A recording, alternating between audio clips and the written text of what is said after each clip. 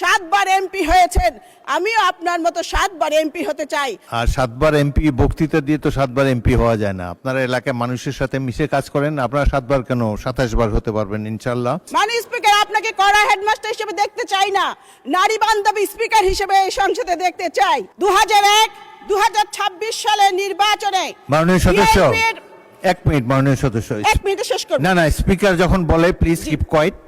শুনুন, আপনি প্রারম্ভিক বক্তব্য একটা তো শুভেচ্ছা দিয়েছেন, জি, এরা বেশি আর সুযোগ নাই। আমাদেরকে এক কার্যপ্রণালী বিধি মাননীয় মেনে স্পিকার, চলতে এক হবে। সেকেন্ড। একটি প্রশ্ন করুন প্লিজ। মাননীয় স্পিকার, আপনাকে কড়া হেডমাস্টার হিসেবে দেখতে চাই না, নারী বান্ধবী স্পিকার হিসেবে এই সংসদে দেখতে চাই।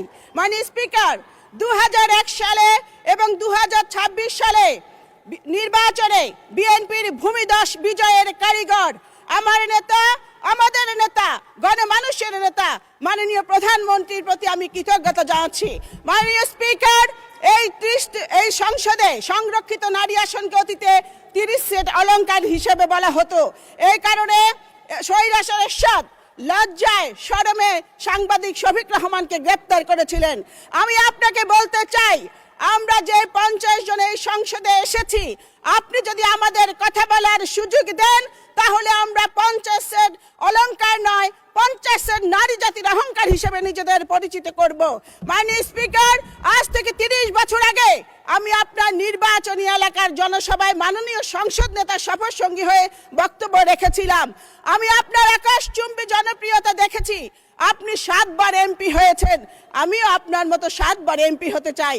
এই কারণে এই সংসদে কথা বলার সুযোগ চাই। মাননীয় স্পিকার, এই প্রত্যাশায় আমি মন্ত্রীর কাছে প্রশ্ন করতে চাই যে মাননীয় মন্ত্রীর কাছে আমার প্রশ্ন, Chittagong chemical complex, Khulna newsprint mill, Dhaka leather complex দীর্ঘদিন ধরে বন্ধ রয়েছে, এগুলো চালু করার কোনো পরিকল্পনা বর্তমান সরকারে আছে কিনা মাননীয় মন্ত্রী বলবেন কি? ধন্যবাদ মাননীয় স্পিকার।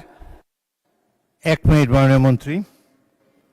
সংসদ পরিচালনা হবে কার্যপ্রণালী বিধি মোতাবেক। এই প্রশ্নোত্তর পর্বে একটি প্রশ্ন করার সুযোগ আছে, আপনারা প্রশ্নের উপরেই থাকবেন বলে আশা করি। এখানে রানা আক্তার রানু যা বলেছে সেটা আমি ধরে নেব যে সকল সংরক্ষিত আসনের মহিলা সদস্যদের বক্তব্য, সুতরাং এটার পুনরাবৃত্তি করার আপনারা চেষ্টা করবেন না। আর 7বার এমপি বক্তৃতা দিয়ে তো 7বার এমপি হওয়া যায় না। আপনারা এলাকায় মানুষের সাথে মিশে কাজ করেন, আপনারা 7বার কেন 27 বার হতে পারবেন ইনশাল্লাহ।